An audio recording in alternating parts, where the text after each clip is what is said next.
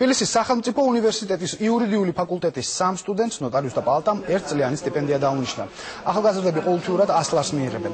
ეს სტუდენტები პალატის წარმომადგენლებმა მათი აქტიურობისა და გასაუბრების საფუძველზე შეარჩიეს. პროექტი ნოტარიუსთა პალატასა და უნივერსიტეტს შორის გაფორმებული მემორანდუმის საფუძველზე ხორციელდება და მომავალშიც გაგრძელდება.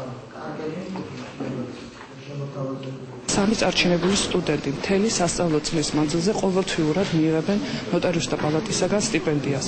მე ძალიან დიდი იმედი მაქვს, რომ ეს ინიციატივა სხვა ორგანიზაციებისა და უწყებების მიერაც იქნება ატაცებული და გაზიარებული. ასეთი აქციები, ასეთი ღონისძიებები, რომელიც განხორციელდა ნოტარიუსთა საქართველოს ნოტარიუსთა პალატის მიერ ხელშეუწყობს სანოტარო სამართლისადმი სტუდენტების ინტერესის გაღვივებას. ჩემზე სტიპენდიის გაღებას მე გავამართლებ და ამ აღნიშნული თანხით მე შევიძენ სახელმძღვანელოებს აგრეთვე ყველანაირად მოვახმარ ჩემი ცოდნის განვითარებას და ეს იქნება ჩემთვის ძალიან დიდი სტიმული.